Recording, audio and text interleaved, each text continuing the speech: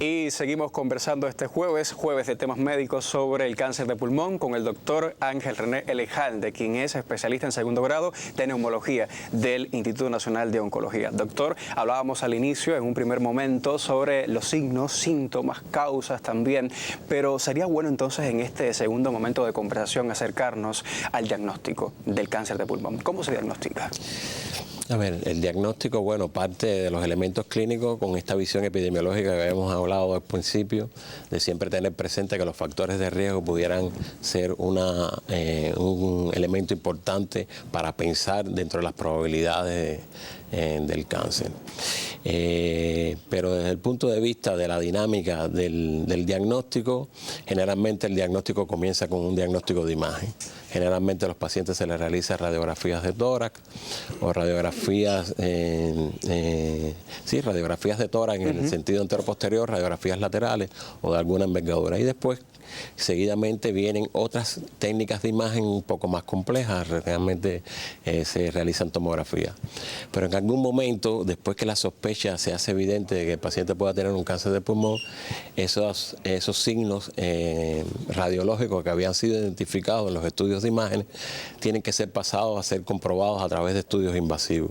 ¿En qué sentido usted se refiere a esto? El interés que se tiene en tener un diagnóstico histológico, como habíamos planteado, para poder hacer la clasificación al inicio, exige de tener muestra del tejido que realmente hemos identificado mediante las imágenes como un tejido tumoral. Y ese tejido es el que posteriormente pasa a ser estudiado en anatomía patológica por parte de los patólogos para identificar esas clasificaciones que habíamos hablado al inicio. Es decir, poder decir si es un cáncer de células pequeñas o no, establecer las subclasificaciones y en la medida de las posibilidades que se puede establecer un diagnóstico molecular para poder instaurar una terapia mucho más dirigida, poderle establecer. Así entonces hay pruebas que son muy significativas, que son precisamente en las que nosotros nos desempeñamos, que por ejemplo sería la práctica de la broncoscopía, un proceder en el cual se invade a la vía aérea, se accede a través de instrumentos, de endoscopios que permiten visualizar toda la estructura del árbol traqueobronquial. Estamos viendo imágenes, doctor, en pantalla. Sí, estamos viendo esas dos imágenes. En la primera, es decir, la que está hacia la izquierda, en esa precisamente lo que se está haciendo es un diagnóstico mucho más invasivo. Se está haciendo un ultrasonido endobronquial. Es decir, con el objetivo no solamente de llegar al diagnóstico histológico, sino con el objetivo de establecer el diagnóstico y la estadiación del paciente, porque ahí se están explorando los ganglios mediastinales en el mismo momento que se está haciendo el diagnóstico del tumor endoluminal. Es decir, que la práctica de estas técnicas invasivas permiten llegar a la clasificación y poder identificar el tipo de tumor que tiene el paciente para, desde el punto de vista después terapéutico, poder entrar a una terapéutica mucho más dirigida, que eso es lo que condiciona poder tener mejor respuesta por parte de los pacientes. En dependencia del tipo de cáncer de pulmón es también el tratamiento, me imagino, es ¿verdad? El tratamiento está dentro de eso. Hace solo minutos hablábamos sobre los factores de riesgo y también sobre aquellas personas que son más vulnerables. ¿Podemos hablar también de grupos vulnerables al cáncer de pulmón? Sí, cómo que no. Fíjese que desde el principio estoy dando una asociación entre cáncer de pulmón y tabaco. Yo creo que si empezamos a conducir el tabaquismo en el factor de vulnerabilidad, también vamos a encontrar cuáles son las personas vulnerables para el cáncer de pulmón. E incluso yo digo un poquito más, yo quiero que encontremos cuáles son el grupo de personas que tienen vulnerabilidad para iniciar con el cigarro. Es decir, estamos mandando ya un mensaje que la vulnerabilidad comienza precisamente en el mismo momento en que las personas comienzan el consumo. Por lo tanto, hay un grupo de riesgo que tiene una vulnerabilidad, que son los jóvenes que se inician en el tabaquismo. A partir de ahí podemos identificar también personas vulnerables e incluso asociar la vulnerabilidad con otro factor que está asociado, que es la cantidad, es decir, cuantificar el consumo de cigarrillos también identifica grupos vulnerables. Nosotros podemos identificar un individuo con un riesgo alto, un individuo con riesgo medio, un individuo con riesgo bajo en dependencia del consumo que tiene de tabaco. ¿En qué sentido? Ajá, en el sentido de que no es lo mismo una persona que tenga un consumo de cigarrillos de 20 cigarrillos por día, por ejemplo, claro, la persona que se fuma 20 cigarrillos, a la persona que fuma 10 cigarrillos, a la persona que fuma 3 cigarros. De todas formas, habíamos identificado una multicausalidad y el riesgo tiene identificado también un patrón de valor en dependencia al consumo, pero fumar cualquier tipo de cigarro y cualquier cuantía puede, desde el punto de vista de la multifactorialidad en el cigarro, poder conducir también a ser una causa importante independientemente de que el consumo no sea importante. Hay otras patologías también que se enmarcan dentro de los grupos de riesgo, los pacientes que tienen enfermedad pulmonar obstructiva crónica, los pacientes que tienen cierto y determinado tipo de trabajo. Incluso las poblaciones de riesgo pueden ser identificadas por los consumos, es decir, nosotros podemos identificar en los países que tienen alto riesgo porque son países de altos consumidores de tabaco.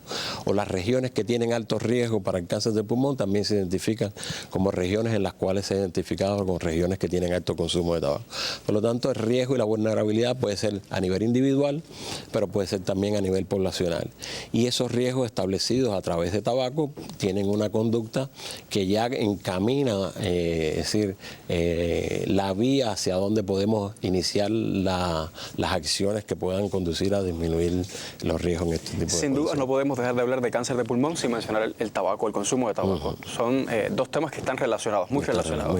Doctor, en este sentido, ¿todos los tipos de cáncer de pulmón son operables? Bueno, es una pregunta que creo que está dirigida sobre la base de que realmente... Es decir, vamos a dar la respuesta en que queremos que todos los pacientes, una vez que tengan cáncer de pulmón, pudieran tener la opción de poder tener la posibilidad de ser operados. Porque tienen mejor pronóstico los pacientes que son operados que los pacientes que no pueden ser operados. Precisamente los pacientes que son operados son los pacientes que se logra hacer el diagnóstico en una etapa más temprana. Y los pacientes que tienen este tipo de intervención pudieran tener entonces una mejor supervivencia que los pacientes que no son operados. Esa es la intencionalidad, pero realmente la respuesta es que no, que todos los pacientes no pueden ser operados. Una, por la condición que estábamos expresando de la etapa en la cual se establece el diagnóstico, y otra es la condicionalidad inclusive del tipo de tumor que pueda tener el individuo. Los pacientes que fueron identificados al inicio, como hablábamos, los factores en la clasificación, que son pacientes con tumores de células pequeñas, desde el punto de vista de la biología del tumor, generalmente son pacientes que, independientemente que uno haga el diagnóstico de la extensión del tumor desde el inicio, son pacientes que desde el punto de vista de la biología del tumor pueden tener metástasis oculta y toda esa serie de cuestiones, y son pacientes que se prefieren tratar desde el punto de vista de tratamientos médicos y no operables. También la función del paciente es otra de las condiciones que puede limitar operarlo. Es decir, muchos de los pacientes en el momento del diagnóstico lo acompañan enfermedades asociadas que le impiden, y una de ellas es la función, el deterioro de la función pulmonar que acompaña a los pacientes, porque no solamente es cáncer de pulmón, sino que asociado a eso vienen otras enfermedades que deterioran el aparato respiratorio y que le condicionan una mala función que los invalida de poder ir a una cirugía. Y podríamos señalar otras cuestiones como enfermedades asociadas que también pueden limitarlo, enfermedades cardiovasculares, enfermedades de otro tipo que se pudieran señalar, que puedan tener un deterioro desde el punto de vista vascular, de todas las estructuras, ofrecer algún tipo de daño que los limite a poder efectuar este tipo de intervención. Por lo tanto, tenemos que decir que no todos los pacientes pueden ser operados. Doctor, tenemos un grupo en Facebook y un chat en Telegram que siempre es muy activo y nuestros amigos hacen muchas preguntas. Y hay preguntas que nunca faltan cuando hablamos de temas médicos. Por ejemplo, se puede hablar de que el cáncer de pulmón se observa en un sexo determinado más que en otro, es curable, es hereditario. Esas preguntas siempre las recibimos a través de nuestro chat y de nuestro grupo en Facebook. ¿Pudiera responderme esas preguntas? Bueno, ¿cómo que no? Es más frecuente en los hombres. Precisamente es más frecuente en los hombres porque los hombres fuman más que las mujeres. Pero fíjate que se ha visto la feminización del cáncer. Es decir, el cáncer de pulmón se ha feminizado en la misma medida que las mujeres han comenzado a incrementar el consumo de cigarros. Es decir, la asociación es de tal medida que, digamos, que es más frecuente en hombres, pero en la misma medida que las mujeres han iniciado y han comenzado y han incrementado el consumo de cigarros, pues también se ha visto un incremento dentro de las tasas de incidencia en las mujeres. El otro aspecto que me hacía relación era en cuanto si era hereditario, ¿no? Sí, se plantea que tiene factores relacionados con los primeros grados de herencia, es decir, de padres, hijos, hermanos, entre ellos se ve asociación cuando hay relación, e incluso esta relación muchas veces se ve también vinculado en que el padre tuvo cáncer de pulmón y el hijo tiene cáncer de pulmón, pero también tenemos que ver que pudo existir la fuma de segunda mano o el fumador de segunda mano, porque el padre fumó durante un tiempo al lado del hijo y eso pudo haber sido una de las condicionales que también incrementó el riesgo para que el hijo pudiera tener cáncer. Bueno, pues seguimos vinculando, por supuesto, porque no puede ser de otra manera el consumo de tabaco con el cáncer de pulmón. Doctor, tengo más preguntas que hacerle. El espacio aún nos queda tiempo todavía para conversar, pero ahora le propongo que hagamos otra pausa, porque es tiempo ya casi de nuestro segmento de las noticias culturales. En solo minutos regresamos con otras preguntas para compartir hoy jueves, hablando sobre cáncer de pulmón.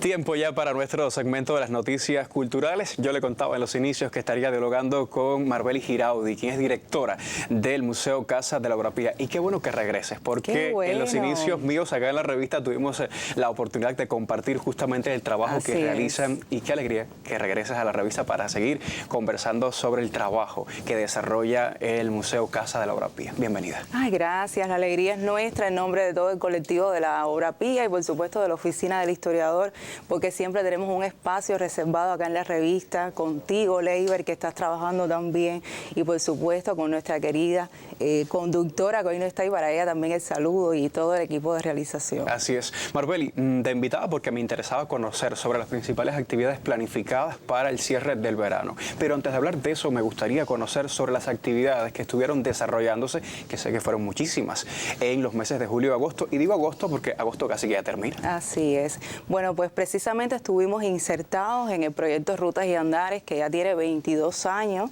que lidera Katia Cárdenas y el equipo de gestión cultural de la Oficina del Historiador de la ciudad de La Habana. Y por ahí estuvimos una ruta especial dedicada a los servicios de mesa, que de alguna manera vinculó a varios museos de artes de la Oficina del Historiador. Estamos hablando de los museos de la Catedral, el Museo de la Orfebrería, la Casa de Osvaldo Guayasamín y otras instituciones también, que conectamos nuestras colecciones, por supuesto, de vajillas, de lencerías, asociados, por supuesto, al tema de los servicios de mesa. Y la Casa de la Obra Pía particularmente tuvo 3 talleres con los cuales tuvimos muchísimo público que estuvieron orientados sobre todo a estos perfiles que tiene la Casa de la Obra Pía, rescate de las manualidades como el tejido, la muñequería y el bordado. Y algo que fue, digamos, propio de este año es que pudimos extender esos talleres de veranos hacia Trinidad. ¡Qué bien! O sea, así que de manera simultánea tuvimos talleres en La Habana y talleres en Trinidad, y quiero aprovechar para agradecer desde acá a todo el equipo del Centro de Promoción Cultural, de la Oficina del Conservador de Trinidad, especialmente a Margot Durán, quien lidera ese equipo, y con todas esas artesanas trinitarias que estuvieron con nosotros esos días de agosto, por allá nosotros mostrando la muñequería y ellos, por supuesto, regalándonos toda esa lencería y la riqueza de ese conocimiento y esos saberes que ellos tienen en cuanto al tejido y al bordado. Qué bueno que estos talleres no solo se quedaron en la capital, sino que llegaron hasta otras ciudades como Trinidad, una ciudad maravillosa y que conocemos muy bien. Marbeli, hablaba en los inicios de que también han preparado un grupo de actividades para el cierre de la etapa estival. ¿Qué estará pasando por estos días desde el Museo Casa de la Obra Pía? Así es, el próximo 31 de agosto, o sea, el miércoles próximo, estaremos cerrando rutas y andares en sentido general, todas las rutas, los andares Andares, los talleres que se realizaron, y en la Casa de la Obra Pía tendremos una feria expositiva de los resultados de estos talleres que realizamos en tiempo de verano. Quiero, por supuesto, aclararles a todos que también los resultados de cada uno de estos talleres van a llegar en su momento a centros que están enclavados justamente en el Centro Histórico de La Habana, como residencias protegidas, como hogares de ancianos. Estaremos llevando, por supuesto, los resultados como especie de donativos también para estas personas del territorio y estas instituciones que lo puedan necesitar. Así que todos están invitados para el día 31 a las 9:30 de la mañana en la Casa de la Obra Pía. Acciones que sin duda se agradece a toda la familia cubana y que suceden desde el Museo Casa de la Obra Pía. Sé también de que tienen un programa muy interesante que está relacionado con la protección hacia las mujeres. Ayuda, en fin, un grupo de acciones vinculadas directamente hacia las féminas. Me gustaría conocer detalles de eso también. Este año la Casa de la Obra Pía arrancó con un proyecto de cooperación que se realiza de manera conjunta con la ONG Cultura, Comunicación y Desarrollo del Ayuntamiento de Bilbao, que cuenta justamente con financiamiento del Ayuntamiento de Bilbao y colaboración de la Agencia Vasca de Cooperación para el Desarrollo. Y es un proyecto muy bonito, muy sensible, porque está vinculado a dar herramientas a las mujeres del territorio, algunas identificadas ya, para que puedan emprender un camino, que puedan además vincularse con la historia, con el patrimonio y con la cultura que tanto defendemos desde la Casa de la Obra Pía y otras instituciones nuestras.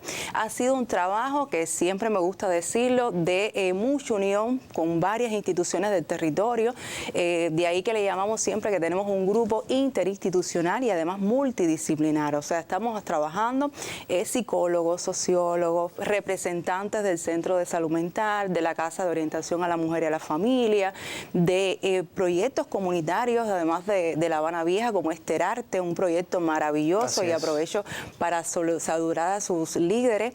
Y bueno, hemos creado, por supuesto, un plan de acciones y de actividades que está a la medida de estas necesidades de cada una de estas mujeres. O sea, conociendo sus historias de vida, conociendo sus aspiraciones, pues entonces hemos realizado este programa de acción que tiene, digamos, propuestas artísticas, terapéuticas, otras más encaminadas a la formación y algunas con el tema del emprendimiento. Qué interesante. Sin duda es un trabajo maravilloso que realizan desde el Museo Casa de la Obra Pía. Marbelis, gracias por llegar. Siempre te agradezco porque llegues siempre a la revista para contarnos de estas acciones que es importante que el público también conozca, porque muchas mujeres que nos están viendo tal vez puedan acercarse ahora hacia el museo. Que se lleguen a la Casa de la Obra Pía, cito, en la calle de la Obra Pía, justamente que lleva su nombre, número 158, y hasta ahí pueden llevar y bueno, conocer por supuesto de toda la oferta de actividades que tendremos, que ya empezamos en el mes de julio como parte de este programa de atención a la mujer y que termina en el mes de diciembre. Con esa invitación estoy cerrando este tiempo de conversación. Gracias. Gracias a ustedes. Usted recuerde, no se vaya.